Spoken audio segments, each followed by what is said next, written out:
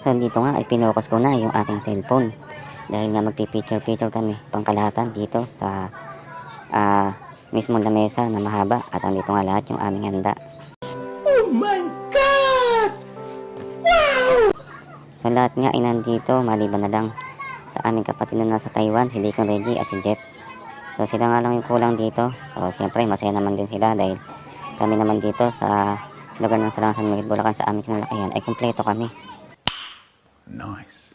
So dyan nga ang dami namin ay halos di nga kami magkasya sa napakahabang lamesa. So dalawang ilang mesa na yun at pinagtuktong kaya mahaba siya. So dyan pumipreso na nga at inaayos na nga ng aming Kuya Per yung pwesto na mapicturean yung lahat ng nakatayo o nakaupo na para makuha lahat sa isang picturean. Siyempre nagpicture nga dito yung aking manliligaw na sa aking anak na si Marian. So okay naman yung manliligaw na aking anak, so kaya wala tayong dapat ikaproblema, no? So dumadating talaga ang buhay ng babae o lalaki sa pagbo-boyfriend, kaya hayaan lang natin sila basta maayos naman yung kanilang ginagawa. So ayan, pumost na nga kami at yan nga ay pinicture-picture na kami.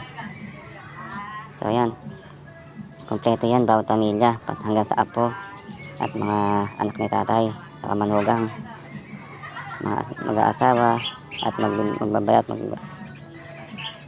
So yan, kaya medyo matagal ay inulit-ulit nga yung pagpipicture dyan. So ayan, nagwaki pa nga kami dyan, kanya-kanyang waki na lang. So ayan nga, pagkari nga nung pagpicture na yun na nakapost kami ay si kuya nga ay kinuha yung kanyang cellphone at siya naman yung nag-picture dito dahil yung maniligaw nga nung aking anak na si Marian na si Justin ay sinama nga dito sa picture. So ayan, si Kuya Per naman ang nagpicture dito. Masaya ang New Year, lalo na kung magkakasundo ang magkakapatid at bawat pamilya, no? So ayan, pagkayari nga dito ay lumipat nga kami sa pinakasala ng aming tatay at nanay dito sa bahay nila, no? At ayan nga, sumunod na nga rin ako.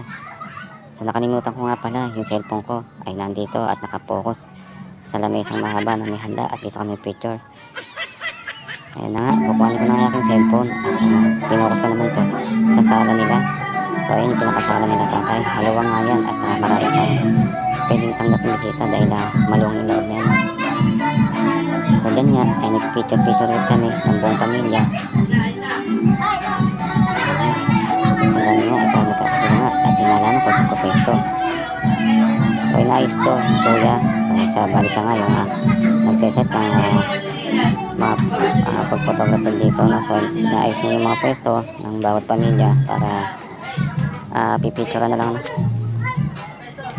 So ayan, dito nga ay pag-picture nga ay ituturo nga dito sa boyfriend si Marian, si Justin. So mag-picture ulit dito ay ituro nga ni Kuya Per kung paano ipopocus yung picture para naman makuha lahat yung pipicturean siyempre.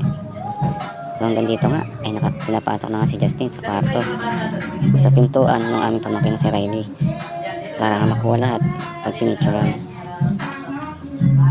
So ayan, pumesa na nga rin si Kuya Per. So ayan, dyan na nga nag-start na yung picturean ng paulit-ulit para naman may pagpilian sa ginawang pag-picture ng boyfriend ni Marian. So ayan, sa isa pang araw at waki daw. So siyempre yung masayang forma pagpipicturean kayo. So ayan, happy nga natin, no? So ayan, ganun nga ulit dito, no?